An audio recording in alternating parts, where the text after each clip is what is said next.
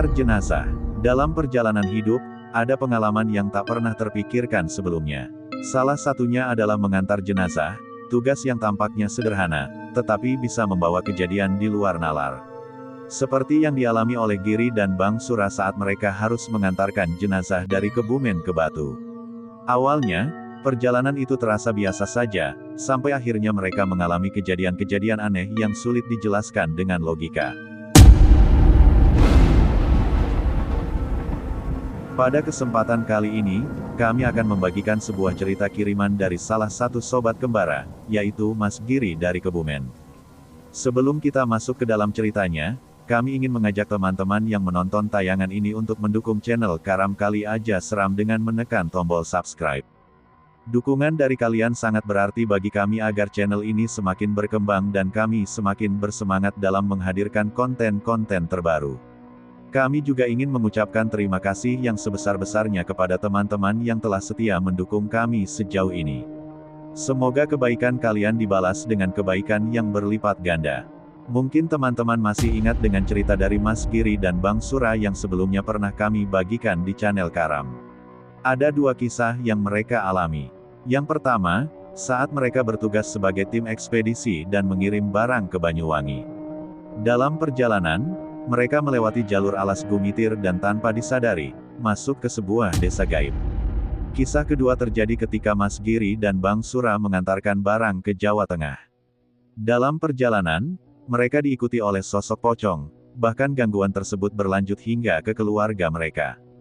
Di episode kali ini, Mas Giri kembali membagikan pengalaman mistis lainnya.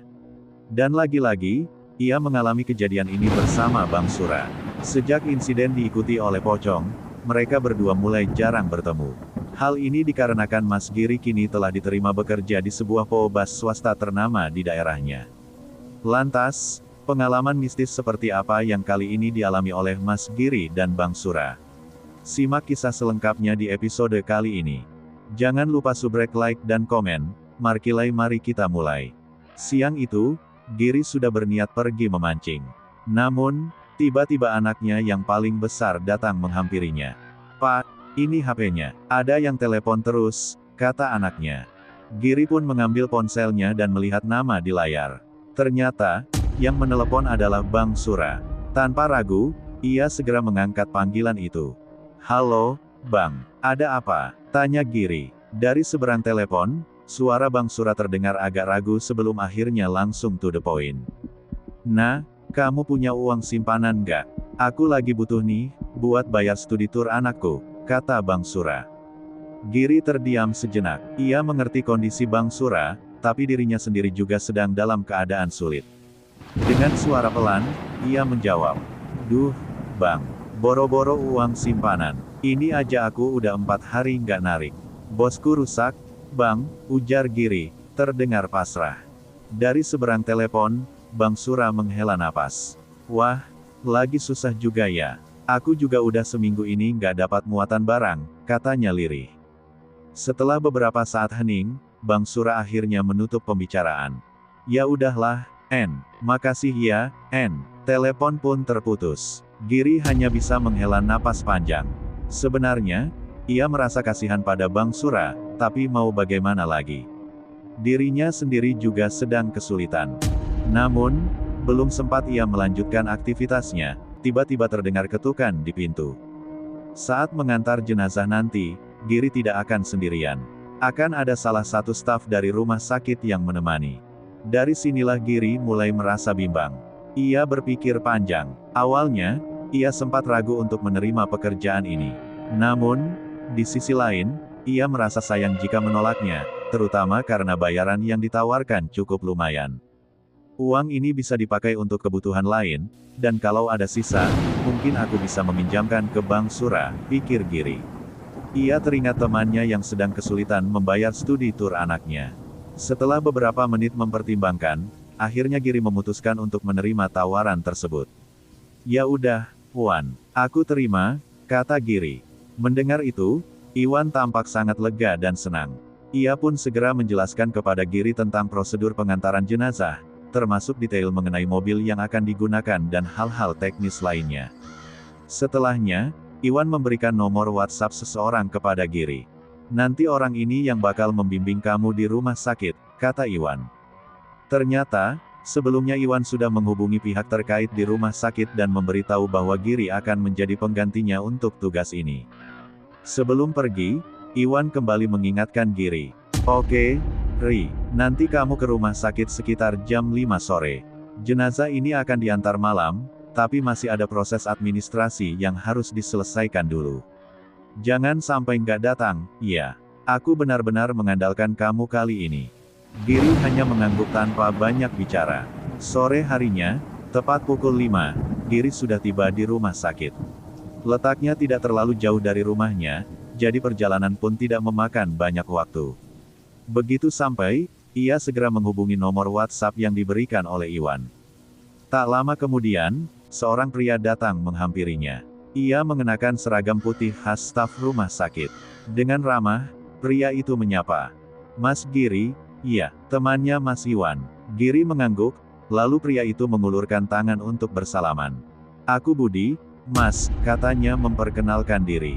Setelah perkenalan singkat, Budi meminta Giri untuk mengikutinya. Mereka berjalan melewati beberapa lorong rumah sakit hingga akhirnya tiba di sebuah ruangan kantor. Di sana, Giri masih belum tahu pasti apa jabatan Budi di rumah sakit ini. Namun, setelah menjelaskan semua prosedur yang harus dijalani, Budi akhirnya menyerahkan beberapa berkas dan sejumlah uang kepada Giri. Berkas-berkas itu nantinya, Budi menyerahkan beberapa berkas kepada Giri dan menjelaskan. Berkas ini nanti harus ditandatangani oleh pihak keluarga jenazah. Sedangkan uang ini untuk honor Mas Giri, katanya. Giri menerima berkas dan uang tersebut, lalu tiba-tiba teringat sesuatu. Ia langsung bertanya, oh iya, Mas Budi, nanti staf yang ikut nganterin saya berapa orang? Begitu mendengar pertanyaan itu, raut wajah Budi mendadak bingung. Ia terlihat ragu dan tidak langsung menjawab. Maksudnya staf gimana ya, Mas? Tanya Budi, tampak kebingungan. Melihat ekspresi Budi yang seolah tidak mengerti, Giri mulai merasa tidak enak. Ada sesuatu yang janggal di sini. Dengan sedikit canggung, ia mencoba menjelaskan. Gini, Mas Budi, kata Mas Iwan tadi, nanti bakal ada perwakilan dari rumah sakit yang ikut nganter, sekadar nemenin saya di jalan. Soalnya, jujur, saya belum pernah ngantar jenazah sebelumnya, ujar Giri. Budi terdiam sejenak, lalu mengangguk paham. Oh, itu toh, Mas. Gini ya, Mas, jujur aja, kalau dari pihak rumah sakit ini memang nggak ada staf yang menemani. Ya, memang seperti itu. Sopir jenazah ya jalan sendiri, nggak ada yang nemenin, jelas Budi dengan santai. Sekejap, mental Giri langsung jatuh. Sejujurnya, ia sempat terpikir untuk membatalkan pekerjaan ini. Namun, sebelum ia sempat bicara, Budi kembali menenangkan. Sudahlah, Mas, nggak apa-apa, insya Allah aman, kok. Lagian, nanti pasti ada pihak keluarga yang ikut dalam mobil menemani jenazah, tambahnya. Mendengar itu, Giri sedikit merasa lega, meski dalam hatinya masih ada kegelisahan. Sampai saat ini, ia bahkan belum tahu jenazah yang akan diantarnya itu laki-laki atau perempuan, serta akan dibawa kemana. Sebenarnya, informasi itu sudah tertulis di dalam berkas yang diberikan oleh Budi, tapi karena panik, Giri belum sempat membacanya. Maklum, ini adalah pertama kalinya dalam hidupnya ia mendapat tugas mengantar jenazah. Giri sempat blank selama beberapa saat. Ia mencoba menenangkan diri dan berpikir, yang penting, aku cuma mengantar. Lagi pula ada keluarga jenazah, jadi nanti aku bisa tanya-tanya atau ngobrol dengan mereka. Sambil menunggu, ia akhirnya mengetahui bahwa jenazah yang akan diantarnya adalah seorang perempuan, dan tujuannya adalah Batu, Jawa Timur. Waduh, jauh juga ya, gumamnya dalam hati. Waktu berlalu, tanpa terasa azan maghrib berkumandang. Giri pun memutuskan untuk pergi ke musala. Setelah selesai salat, ia bertemu dengan Budi lagi di sana. Melihat kesempatan itu, Giri langsung bertanya. Mas Budi, kira-kira berangkatnya jam berapa? Iya. Budi menjelaskan bahwa pihak keluarga masih menunggu salah satu anggota keluarga lainnya yang ingin ikut dalam mobil jenazah.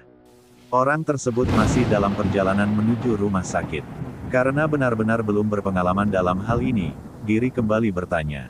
Terus, Mas, jenazahnya kapan mau dimasukkan ke mobil? Budi tampak sedikit terkejut dengan pertanyaan itu. Loh, Mas Giri, jenazahnya sudah dibereskan sejak jam 5 sore tadi. Anak-anak rumah sakit sudah memasukkannya ke mobil jenazah. Mas tinggal berangkat aja, kok, jelas Budi. Mendengar itu, Giri hanya mengangguk. Ia pun kembali menunggu kedatangan keluarga jenazah. Waktu terus berjalan, hingga akhirnya sudah lewat pukul 7:30 malam, tapi keluarga yang ditunggu belum juga datang. Tiba-tiba, Budi menghampiri Giri dengan ekspresi serius. Mas, tadi keluarga jenazah mengalami kecelakaan di jalan.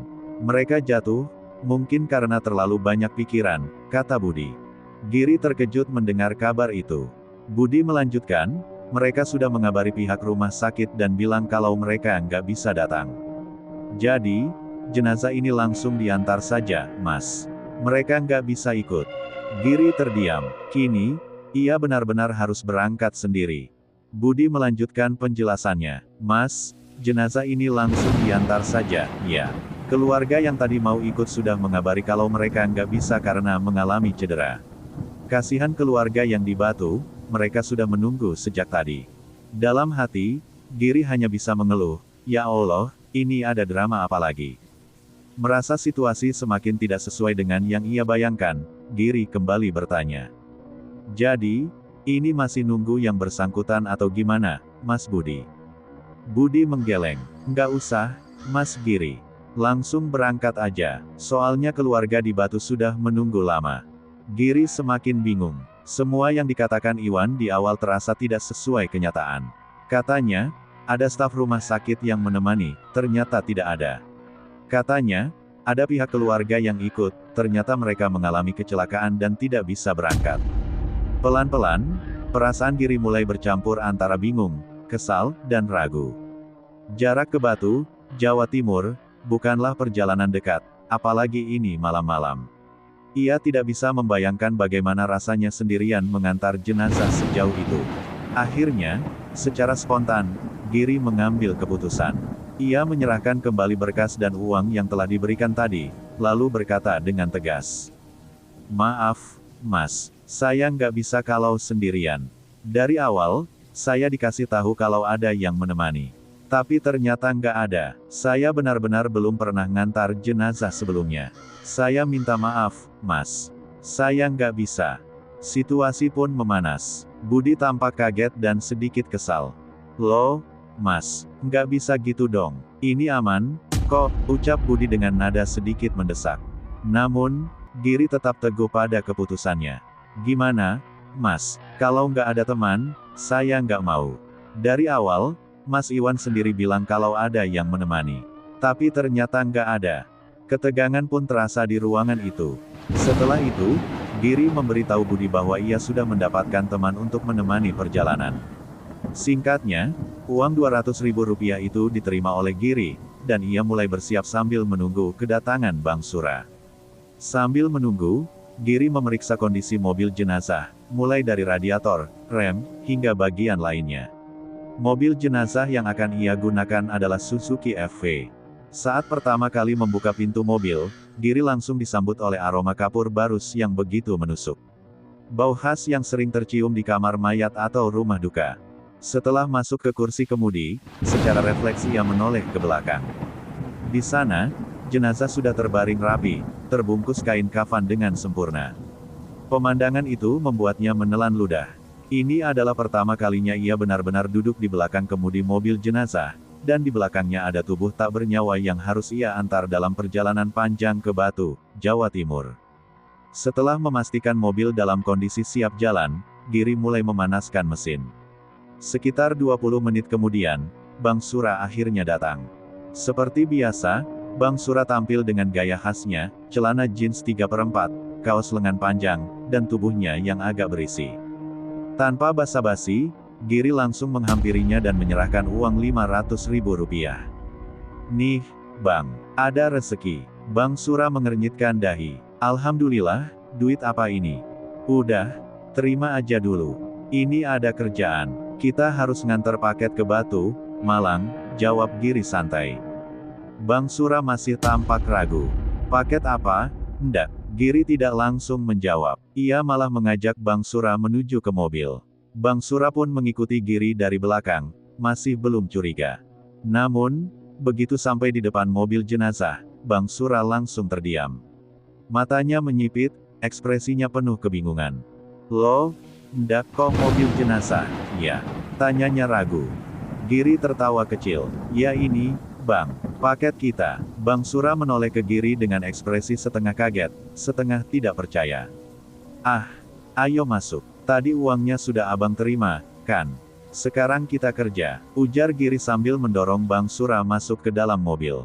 Dengan wajah merengut, Bang Sura akhirnya pasrah. Uang sudah diterima, mau tidak mau ia harus ikut. Tapi begitu ia duduk di dalam mobil dan menoleh ke belakang, ia langsung tersentak. Astagfirullahalazim, ndak, serunya kaget, melihat jenazah yang sudah terbaring rapi di dalam kain kafan. Giri langsung tertawa terbahak-bahak melihat ekspresi Bang Sura yang seolah merasa tertipu. Ini bukan paket, ndak. Kau udah gila, kok? Gerutu Bang Sura. Giri masih cekikikan. Udahlah, Bang. Rezeki ini, masa iya ditolak? Lagian, aku mau ngajak siapa lagi? Iparku sakit, tetanggaku si Asep masuk shift malam. Kan abang juga lagi butuh duit. Udah, yuk jalan. Bismillah aja. Bang Sura hanya bisa menghela napas panjang. Dengan berat hati, ia akhirnya menerima nasib. Mereka pun berangkat. Awalnya, perjalanan berjalan lancar, tidak ada hal aneh yang terjadi. Jalanan cukup lengang, dan Giri menyalakan sirine hanya saat jalan sedang ramai. Namun, ada satu hal yang cukup mengganggu mereka sejak awal perjalanan, bau. Aroma kapur barus begitu menyengat di dalam mobil. Ditambah lagi, ada semacam bau bahan kimia yang samar-samar menusuk hidung. Bang Sura mulai merasa tidak nyaman. Ia melirik ke arah Giri dan bergumam, "Ndak, aku udah nggak enak perasaan." Giri melirik sekilas. "Kenapa, Bang?" Bang Sura tidak langsung menjawab. Ia kembali menoleh ke belakang, memandang jenazah yang terbaring diam di dalam mobil jenazah yang melaju di tengah malam. Sesuatu terasa tidak beres. Selama perjalanan, Giri mulai merasa ada sesuatu yang janggal. Aroma kapur barus memang terasa kuat, tapi ada bau lain yang lebih tajam dan menusuk hidung. Ia pun menoleh ke Bang Sura. "Bang, ini bau apaan sih? Kok kayak aneh gitu?" Bang Sura yang sedang bersandar di kursi sambil melongok keluar jendela menjawab santai, "Ya bau kapur barus, ndak." Giri menggeleng. "Bukan, Bang. Kalau bau itu aku tahu. Tapi ada bau lain yang nggak enak. Kayak bau bahan kimia gitu." Bang Sura mendengus kecil, lalu menjawab dengan nada malas, "Itu bau formalin, ndak. Biasalah kalau ada jenazah, pasti baunya kayak gini." Giri akhirnya mengangguk paham. Oh, pantesan. Untuk mengurangi aroma yang mengganggu, Bang Sura sedikit membuka jendela, membiarkan angin malam masuk ke dalam mobil. Mereka pun kembali berbincang untuk mengalihkan perhatian dari suasana mencekam. Di tengah obrolan, Bang Sura tiba-tiba melontarkan pertanyaan, "Ndak, kenapa ya mobil ambulans jenazah ini rata-rata bagian belakangnya selalu terbuka?" Maksudnya, dari kursi supir itu bisa langsung lihat ke belakang, ke arah jenazah. "Kok nggak dikasih sekat aja? Kalau gini kan jadinya agak serem."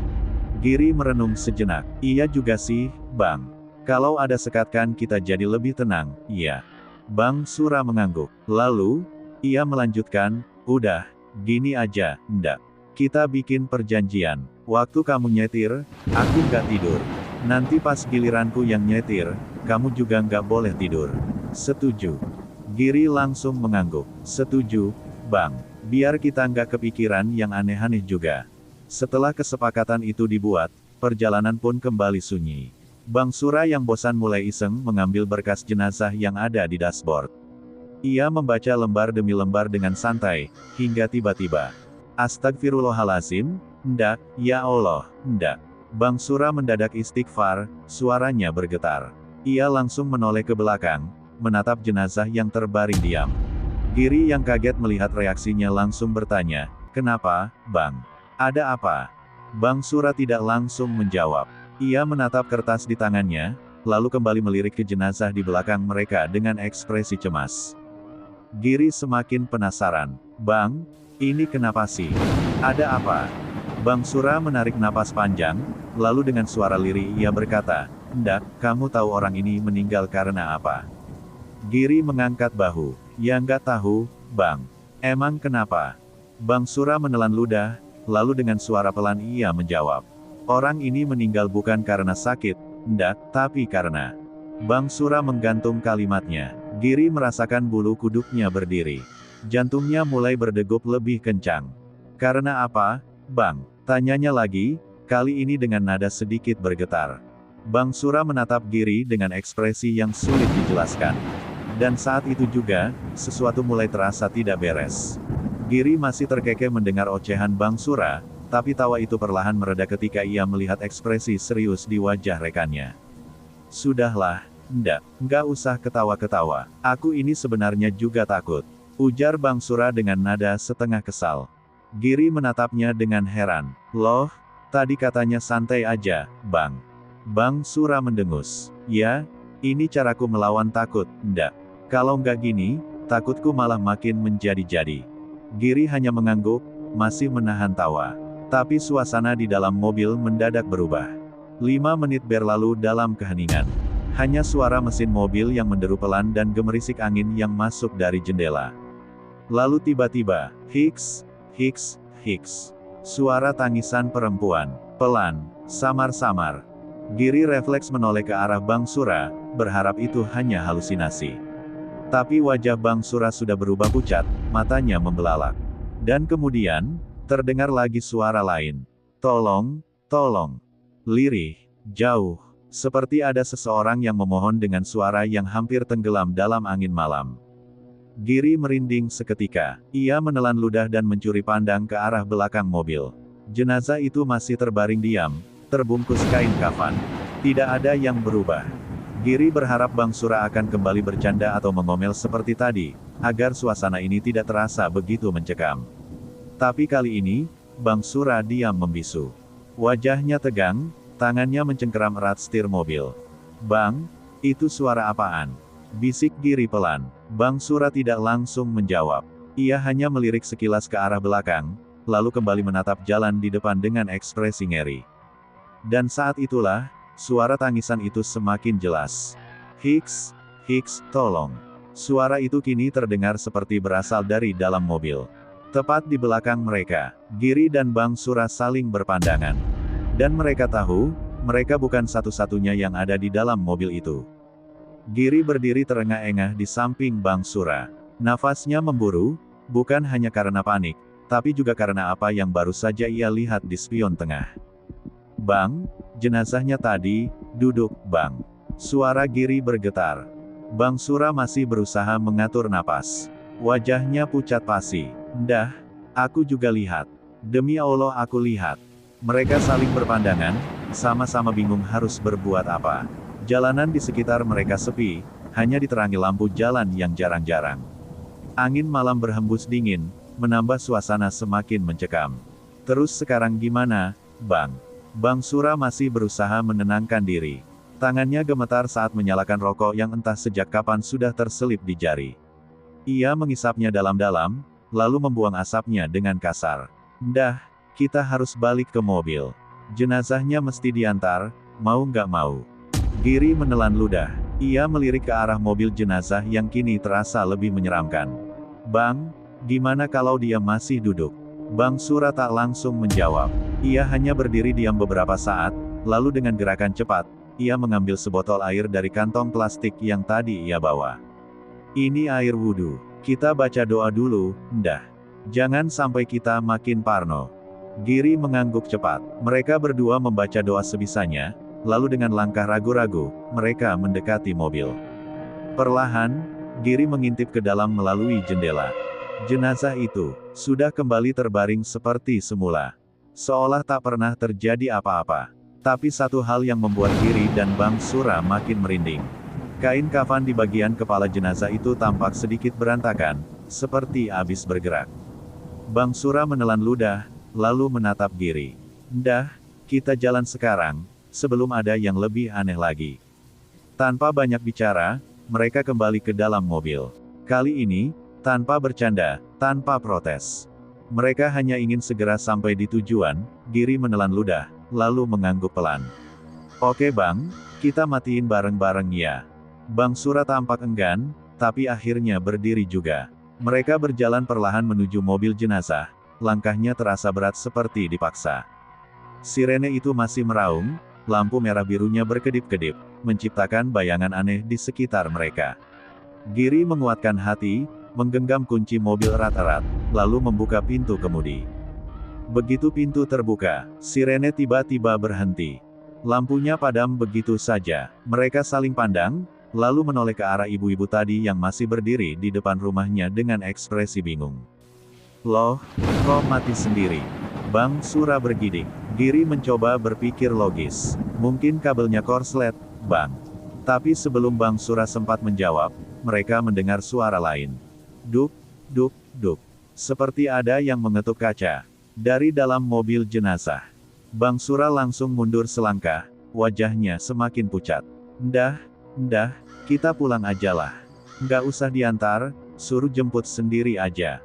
Giri sendiri sudah hampir kehilangan akal sehatnya. Tapi kalau mereka lari sekarang, bagaimana dengan jenazah ini? Mau ditinggal begitu saja? Ibu-ibu tadi masih memperhatikan mereka dengan tatapan tajam. Lalu, dengan suara pelan, ia berkata, Mbak itu minta pulang, nak, jangan lama-lama di jalan. Jantung Giri seperti berhenti sejenak. Mbak siapa, Bu? Tanyanya dengan suara parau. Ibu itu hanya tersenyum tipis, lalu berbalik masuk ke rumahnya tanpa menjawab. Giri dan Bang Sura saling pandang. Tanpa banyak bicara lagi, mereka buru-buru masuk ke mobil dan menyalakan mesin. Saat Giri melihat ke spion tengah sebelum jalan, jenazah itu masih terbaring seperti biasa. Tapi kali ini, kain kafannya tampak lebih longgar. Dan di bagian kepalanya, seolah ada cekungan bekas seseorang yang baru saja duduk. Mau nganter jenazah kemana, nak? Tanya si ibu dengan suara datar. Giri menelan ludah. Ke Batu, Bu. Si ibu mengangguk pelan, lalu matanya kembali melirik ke mobil jenazah. Ekspresinya seperti orang yang tahu sesuatu, tapi enggan mengatakannya. Bang Sura, yang dari tadi sudah gelisah, akhirnya tak tahan. Bu, ibu lihat sesuatu, iya. Tanyanya hati-hati. Si ibu tidak langsung menjawab. Ia malah menyeruput kopinya dulu, lalu menghela napas panjang. Yang di dalam itu, bukan orang biasa, nak, katanya akhirnya. Giri dan Bang Sura saling pandang. Maksudnya gimana, Bu? Giri memberanikan diri bertanya. Si ibu meletakkan cangkirnya, lalu menatap mereka dengan tatapan dalam. Kalian sudah baca berkasnya dengan benar. Bang Sura langsung refleks meraih berkas di dashboard, membolak-baliknya lagi dengan tangan gemetar. Dan disitulah, dia melihat sesuatu yang membuatnya membeku. Di bagian keterangan penyebab kematian, tertulis dengan jelas. Meninggal karena bunuh diri, loncat dari lantai 5 rumah sakit. Giri merasakan darahnya seperti berhenti mengalir. Si ibu menghela napas lagi. Kalau orang meninggalnya nggak wajar, kadang mereka susah pergi, nak, apalagi kalau masih ada sesuatu yang belum selesai. Mata Giri kembali melirik ke arah mobil jenazah. Mendadak, ia sadar. Dari tadi, kaca belakang mobil itu seperti ada embun. Dan di tengahnya, samar-samar, ada bekas tangan. Seperti seseorang yang menempelkan tangannya dari dalam. Pasti tadi ibu itu melihat sesuatu, pikir Giri. Mereka berdua hanya bisa menelan ludah, lalu buru-buru naik ke mobil. Mesin dihidupkan, lampu sorot menembus gelapnya malam. Tapi sebelum Giri sempat tancap gas, Bang Sura menepuk lengannya. Ndah, ibu itu masih ngelihatin kita, bisiknya pelan. Giri melirik lewat kaca spion. Benar saja, si ibu masih berdiri di tempatnya, menatap mobil jenazah dengan ekspresi yang sulit dibaca. Dengan perasaan yang tidak enak, Giri akhirnya menginjak pedal gas. Mobil mulai melaju pelan, meninggalkan warung yang remang-remang. Setelah beberapa menit, suasana di dalam mobil terasa sunyi. Bang Sura tidak banyak bicara, hanya sesekali menyalakan rokoknya. Tiba-tiba, tok, tok, suara ketukan. Pelan, tapi jelas. Giri langsung melirik Bang Sura, berharap suara itu hanya halusinasinya. Tapi wajah Bang Sura sudah pucat pasi. Ndah, kau dengar, kan? Bisik Bang Sura tanpa menoleh. Giri mengangguk perlahan. Ia melirik kaca spion tengah, berharap tidak melihat apa-apa. Tapi kemudian, di ujung pandangannya, ada sesuatu yang membuat jantungnya berhenti sesaat. Plastik pembungkus kain kafan di bagian kepala jenazah, terlihat sedikit berkerut. Seolah-olah, ada sesuatu di dalamnya yang bergerak. Giri semakin tenggelam dalam pikirannya. Setiap kejadian mistis yang dialaminya, selalu saja ada seseorang yang muncul di waktu yang tepat, seolah-olah orang-orang ini sudah tahu lebih dulu bahwa mereka akan mengalami sesuatu yang tidak wajar. Bang Sura yang sedang menyetir melirik sekilas ke arah Giri. "Ndah, kau melamun apa lagi?" tanyanya sambil menghisap rokoknya. Giri menghela napas. "Bang, kau sadar nggak? Setiap kali kita kena kejadian aneh, selalu ada orang yang tiba-tiba muncul dan kayak udah tahu duluan apa yang bakal terjadi." Bang Sura terdiam sebentar, lalu mengangguk pelan. "Iya juga, ya, waktu di Alas Gumitir, bapak warung itu kayak udah paham kita bakal ngalamin yang enggak-enggak. Terus tadi si ibu di warung juga ngomong aneh. Apa mungkin mereka ini orang-orang yang bisa lihat?" Giri mengangkat bahu. "Entahlah, Bang. Tapi yang jelas, kalau bukan karena mereka, mungkin kita udah kena lebih parah." Bang Sura menghela napas panjang. Matanya tetap fokus ke jalan, tapi nada suaranya mulai berubah serius. "Ndah, aku nggak enak hati. Dari tadi aku ngerasa ada yang ngeliatin dari belakang." Giri langsung merinding. Perlahan, ia melirik ke kaca spion tengah. Dan saat itulah, ia melihat sesuatu yang membuatnya hampir kehilangan keseimbangan. Di balik kaca spion, kain kafan jenazah yang tadinya rapat kini tampak mengendur di bagian kepala. Seolah-olah ada sesuatu yang berusaha keluar dari dalamnya. Putih itu semakin pekat, mengambang di tengah jalan seperti kabut tebal. Giri mencoba mengusap matanya, memastikan bahwa itu bukan hanya ilusi atau refleksi cahaya dari lampu mobil jenazah. "Bang, ini kabut atau apa ya?" Suara Giri mulai bergetar. Bang Sura yang masih fokus pada peta di HP-nya mengangkat kepalanya dan langsung terdiam. Perlahan, tangan Bang Sura bergerak mematikan lampu jauh mobil, berharap kabut itu akan memudar. Tapi anehnya, semakin lama malah semakin menebal. Lalu, di tengah kabut itu, samar-samar tampak sesosok bayangan berdiri. Sosok itu tinggi, tubuhnya terbungkus kain putih lusuh, dan kepalanya tampak miring ke satu sisi, seperti tergantung tanpa tulang yang menyangganya. Bang Sura langsung membanting HP-nya ke dashboard. "Ndah, ini kita mundur aja atau gas?"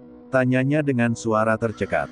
Giri tak bisa menjawab. Ia hanya bisa menelan ludah, matanya terpaku pada sosok yang kini bergerak maju, perlahan.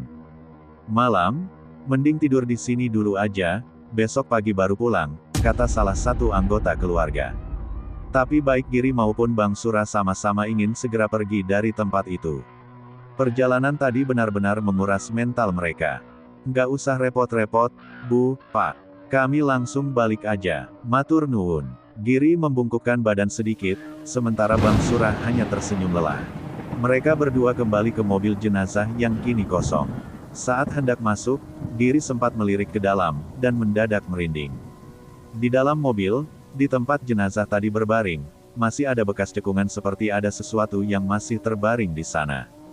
Bang Sura juga melihatnya. Ia menoleh ke Giri, lalu tanpa berkata apa-apa, langsung menutup pintu mobil dengan cepat. "Udah, ndah, kita gas pulang aja. Malam ini udah cukup serem buatku," katanya sambil menyalakan mesin.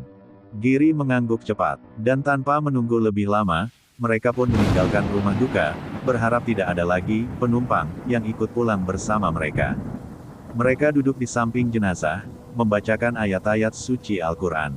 Saat hendak pamit, Giri masuk ke ruang tamu dan melihat jenazah almarhumah. Di situ, ia juga melihat sebuah foto yang diletakkan persis di samping jenazah. Begitu melihat foto itu, Giri langsung tertegun. Dalam hatinya, ia berucap, "Astagfirullahalazim."